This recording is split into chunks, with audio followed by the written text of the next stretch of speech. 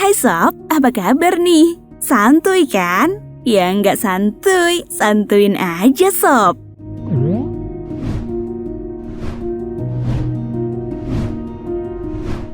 Film diawali dengan memperlihatkan dua orang wanita yang sedang membicarakan tentang salah satu pegawai baru di sana. Mereka nampak kurang simpati pada pegawai baru itu. Bahkan mengatakan, jika pegawai itu memiliki penyakit mata, hanya karena ia selalu mengenakan kacamata hitam di setiap aktivitasnya. Namun tak berselang lama, salah satu pegawai wanita itu mendapati sosok jambret yang selama ini menjadi buronan atas kasus yang sama sebelumnya. Dan dengan segera pimpinan mereka pun langsung menghubungi pihak kepolisian untuk segera menangkapnya. Sialnya, ketika dua jambret bermotor itu sampai di salah satu jalan tanpa ada CCTV di sana, semua petugas pun kebingungan karena tidak bisa melacak keberadaan target mereka. Namun secara mengejutkan, pegawai baru yang bernama Yao Jiangbu itu membesarkan salah satu tayangan CCTV dan terlihatlah motor si jambret yang tiba-tiba melintas di sana. Berkat koordinasi yang baik, akhirnya jambret itu pun berhasil ditangkap oleh polisi. Dan semua pegawai di kantor pusat CCTV langsung berdiri seraya memberikan tepuk tangan pada pegawai baru itu. Setting film pun beralih ke beberapa tahun yang lalu ketika Jiangbu masih kelas 5 SD. Dalam perlombaan lari, Jiangbu yang seharusnya memberikan tongkat estafet pada Bong Sumi malah tiba-tiba merasakan aneh dengan penglihatannya yang memvisualkan gerakan lambat dari semua orang yang ada di sekitarnya. Hingga kemudian, ia kehilangan keseimbangannya, lalu terjatuh di sana.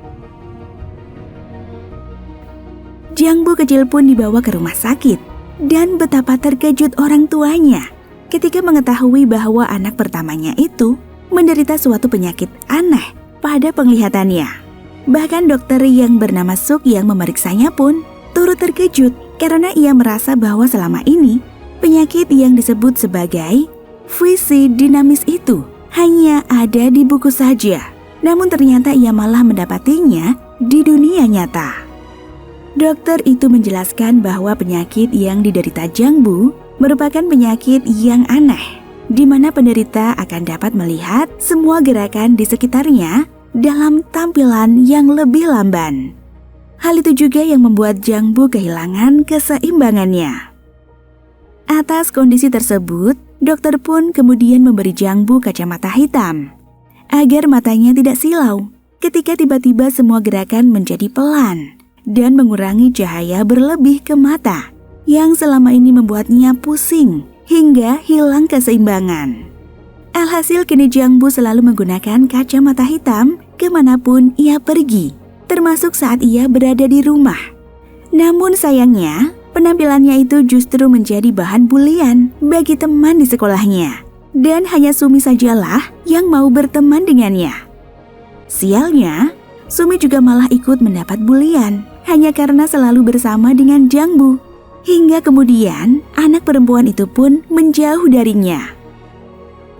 Hari demi hari kini dilalui Jiangbu hanya dengan menatap layar TV.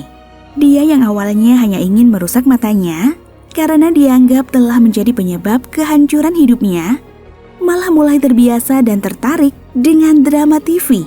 Hingga tak terasa ia pun kini telah beranjak dewasa. Sang ayah yang meninggal karena kecelakaan kerja telah membuat Jiangbu hanya memiliki satu sosok laki-laki dalam hidupnya. Dan ia adalah Dr. Su. Dokter mata itu pun mulai memberikan nasihat padanya, mulai dari menyemangatinya untuk melihat dunia luar, hingga mendorongnya untuk mendapatkan pekerjaan. Jiangbu dewasa kini selalu mengisi aktivitasnya dengan menatap layar CCTV hampir di tiap detiknya. Ia bahkan menarasikan seolah semua yang ada di layar CCTV merupakan drama yang biasa ia tonton, namun dalam versi live dan semua orang merupakan tokoh utamanya. Meski ia sudah mulai membaur dengan dunia luar, namun nyatanya ia masih belum bisa bergaul dengan yang lainnya. Jiangbu bahkan sempat menjadi pembicaraan oleh seniornya yang bernama Byung-su dengan pimpinan di kantor tersebut karena sikap pegawai baru itu terlihat aneh dan jarang bicara. Uniknya, tidak hanya sekedar menatap layar CCTV saja, namun Jangbu juga mengisi waktu bekerjanya dengan menghitung langkah kaki setiap warga di kota tersebut, lengkap dengan gambar bangunan dan jalan-jalan yang ia buat di atas kertas. Byung-soo yang melihat semua gambar itu pun terkejut, namun ia jadi merasa sedikit penasaran tentang sosok wanita yang disukai Jangbu. Hingga kemudian senior itu pun menanyakan pada Jangbu tentang wanita yang ia sukai.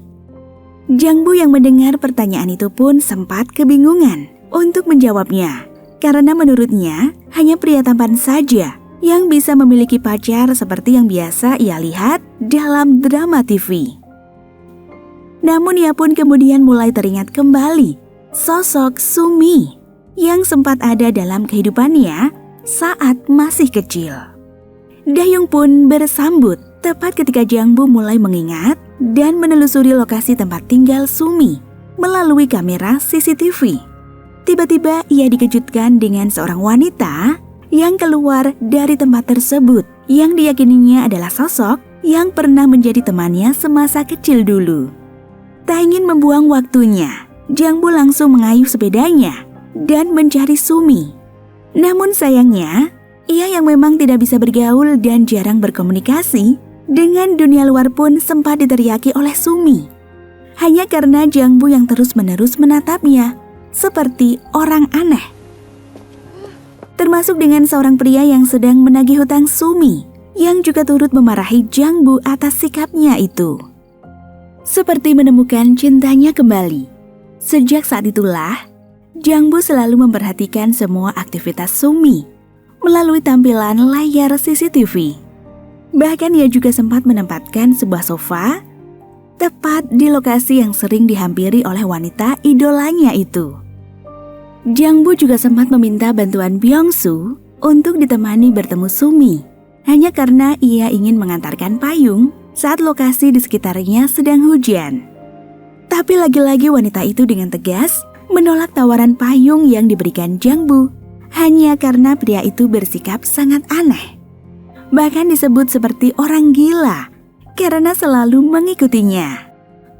Merasa kesal karena selalu ditolak dan tidak mendapat respon yang baik dari wanita tersebut, Jangbu bersama Byung-soo kini mengunjungi Dr. Soo dengan tujuan untuk mendapat saran dari dokter tersebut. Di sisi lain, Sumi juga dikisahkan menjadi seorang wanita pekerja keras. Ia tidak hanya mau bekerja lembur di tempatnya bekerja saat ini saja, tetapi juga kerap mencoba peruntungannya dengan mengikuti audisi talent yang diadakan oleh agensi di Korea. Tujuannya adalah agar ia bisa mendapatkan uang banyak dan melunasi hutang-hutangnya selama ini. Dalam sebuah audisi, Sumi yang sudah berusaha untuk bisa datang tepat waktu pun sempat akan ditolak untuk mengikuti audisi tersebut. Hingga kemudian, wanita itu pun berinisiatif untuk bernyanyi melalui telepon, seolah ia sedang menjalani audisi online. Tak berlangsung lama, Sumi yang sempat merasa ragu dan putus asa karena tidak adanya respon dari pihak agensi, akhirnya sempat memutuskan kembali ke tempat kerjanya. Namun tiba-tiba, lampu lalu lintas pun berubah dan sempat akan terjadi kecelakaan. Tapi beruntungnya, Jangbu yang dari tadi mengikutinya berhasil menarik dan menyelamatkan wanita idamannya itu. Bagaikan adegan di drakor, Jangbu langsung memberikan bunga kepada Sumi, disertai dengan gombalan untuk memikat wanita itu, sesuai dengan saran yang sempat diberikan oleh Dr. Suk tempo hari.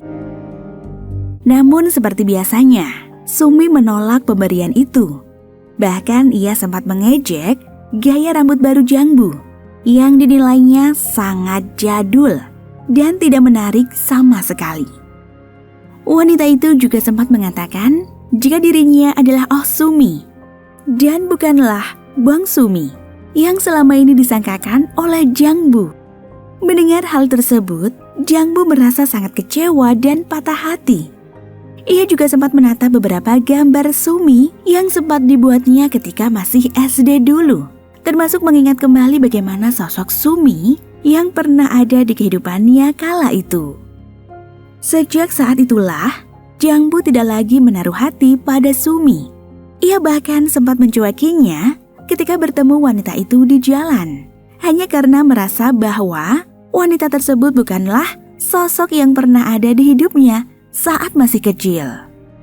Jang Bu juga sempat menyatakan ingin keluar dari pekerjaannya pada Byung-su. Namun saat itu juga, tiba-tiba obrolan tersebut terhenti karena perhatian Jang Bu kini tertuju pada salah satu kamera CCTV yang memperlihatkan Sumi sedang menari-nari kegirangan karena mengetahui jika dirinya diterima di salah satu agensi. Perasaan Jang Bu semakin berkecamuk. Dia yang tadinya sempat hilang rasa pada Sumi, malah kini kembali jatuh cinta kepada wanita itu lagi. Seolah tak peduli dia adalah Sumi yang dulu atau bukan. Tanpa berlama-lama, Jang Bu langsung meninggalkan meja kerjanya dan bergegas menuju ke sebuah tempat makan yang sempat dihampiri Sumi. Di tempat makan, Sumi yang tadinya bersikap dingin terhadap Jang Bu kini mulai bisa menerima dengan baik pria itu. Bahkan keduanya sudah mulai bisa saling bercanda. Terlihat dari Sumi yang memperlihatkan bakat akting hebatnya di depan Jang Bu. Tak mau kalah dengan Sumi, Jang Bu juga turut memperlihatkan kebolehannya dengan menunjukkan kemampuannya dalam menangkap sesuatu yang dilempar dengan kecepatan tinggi. Ia dengan lihai menangkap semua sendok yang dilempar Sumi ke arahnya, hingga berjumlah ratusan itu. Keesokan harinya, Jang Bu yang semakin jatuh cinta pada Sumi kini mulai menelusuri jalan-jalan yang selalu dilewati oleh wanita idamannya itu, termasuk menggambarnya di kertas pada area mana saja yang tidak terlihat oleh kamera CCTV. Ia juga sempat menjelaskan tentang pekerjaannya pada Sumi, hingga wanita itu menyadari aktivitasnya selama ini telah dipantau oleh Jang Bu, termasuk dengan sofa yang disediakan oleh Jang Bu beberapa waktu lalu. Sejak saat itu, hubungan mereka semakin dekat. Bahkan Jang Bu selalu berusaha untuk bisa mewujudkan semua keinginan Sumi, termasuk keinginannya untuk menaiki mobil, hanya untuk membawanya ke pantai dan menikmati pemandangan di sana. Hal itu juga yang telah mendorong Jang Bu untuk bisa mendapatkan mobil agar bisa membawa wanita idamannya itu ke pantai. Namun sayangnya, Jang Bu hanya bisa mengusahakan untuk naik bis saja. Di hari yang telah ditentukan, Sumi yang tadinya berniat untuk berangkat kerja dengan menaiki bis justru mendapat kejutan karena ternyata sudah ada Jang Bu dan teman-temannya di bis tersebut. Bis itu juga tidak akan berjalan sesuai rute biasanya, melainkan bis itu akan menuju ke pantai sesuai dengan keinginan Sumi selama ini. Sialnya, acara yang telah mereka rencanakan itu harus gagal hanya karena bis yang mereka tumpangi merupakan bis lokal dan tidak diperbolehkan keluar areanya, termasuk untuk menuju ke pantai. Meski sempat diwarnai keributan kecil dengan polisi di sana, namun pada akhirnya mereka tetap bisa menikmati perjalanan kali ini. Termasuk Sumi yang terlihat cukup senang karena bisa diajak jalan-jalan dan menikmati liburannya. Di hari berikutnya, pimpinan di kantor CCTV tempat Jang Bu bekerja memberikan pengumuman tentang kasus penculikan yang menjadi penyebab hilangnya beberapa wanita di kota tersebut. Sang pimpinan juga sempat meminta agar semua pekerja di sana bisa lebih memahami ciri-ciri dan plat nomor mobil yang diduga kerap digunakan oleh si penculik. Namun bukannya memperhatikan pengumuman yang diberikan oleh pimpinannya, perhatian Jang Bu justru teralihkan oleh Sumi yang tiba-tiba saja menghilang dari tangkapan layar CCTV. Khawatir terhadap kondisi wanita idamannya itu, Jang Bu dengan cepat langsung menuju ke lokasi terakhir Sumi berada. Ia juga sempat beberapa kali terjatuh ketika mencoba berlari menuju ke lokasi tersebut. Beruntungnya, Sumi ternyata masih berada di sana, dan ia justru mengaku sengaja bersembunyi agar Jang Bu datang. Wanita itu hanya ingin mengucapkan terima kasih pada Jang Bu atas kebaikannya selama ini. Malam harinya, saat mengantar Sumi pulang, mereka dikejutkan dengan beberapa pria penagih hutang yang ternyata sudah ada di rumah tersebut. Jumlah yang tidak sepadan, ditambah lagi dengan kondisi fisik Jiang Bu yang tidak memungkinkan untuk melawan. Mereka pun pada akhirnya hanya bisa pasrah ketika para penagih hutang itu mengacak-acak rumah Sumi. Bahkan Jiang Bu juga sempat kehilangan penglihatannya hingga membuat tubuhnya tersungkur tak berdaya. Dari sinilah akhirnya semua terungkap. Sumi kini mengaku bahwa ia adalah Bong Sumi yang merupakan teman lama Jiang Bu ketika masih kecil. Wanita itu juga mengaku bahwa selama ini ia memang memendam perasaannya pada Jiang Bu. Bahkan semua gambar dirinya yang pernah dibuat Jiang Bu waktu masih kecil masih tersimpan dengan baik di rumahnya.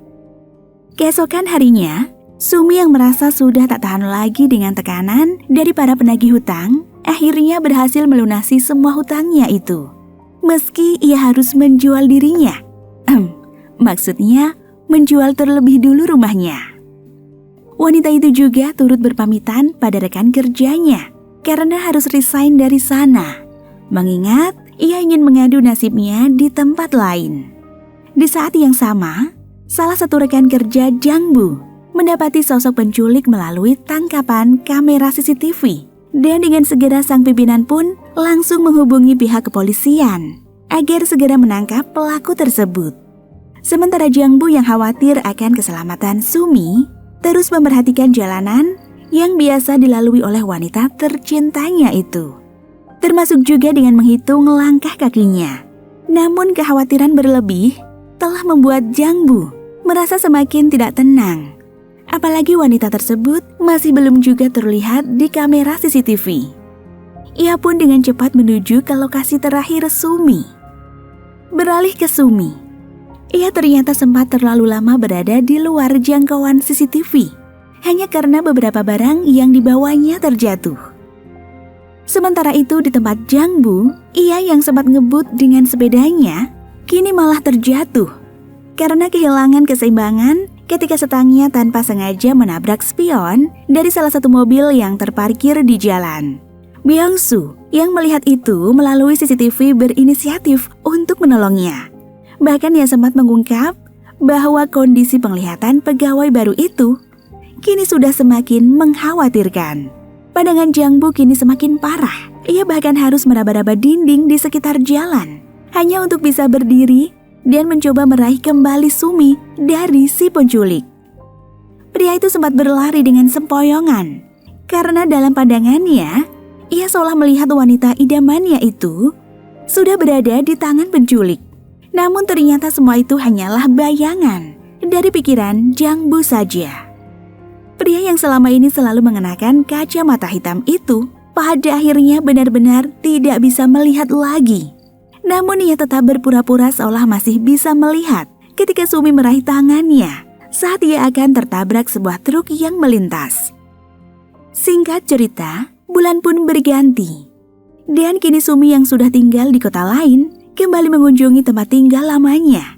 Ia juga sempat melambaikan tangannya ke CCTV seperti yang biasa ia lakukan untuk memberi kabar pada Jiang Bu, termasuk dengan mengunjungi warung kopi yang biasa ia lalui di sana.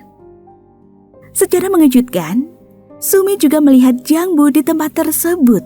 Namun perasaannya hancur seketika saat mengetahui jika pria yang pernah dekat dengannya itu sekarang harus menggunakan tongkat untuk berjalan karena matanya yang tak bisa lagi melihat.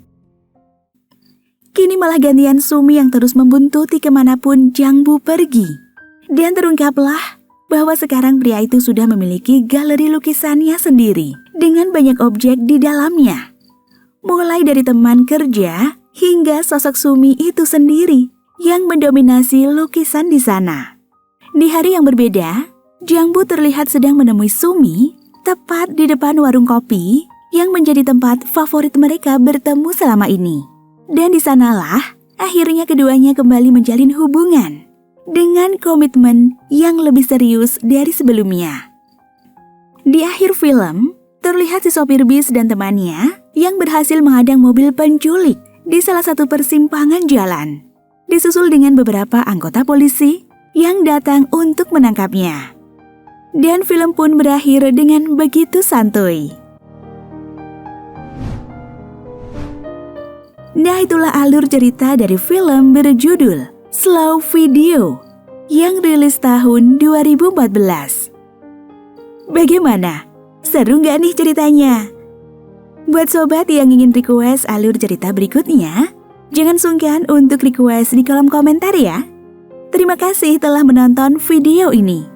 Sampai jumpa pada video mantap selanjutnya.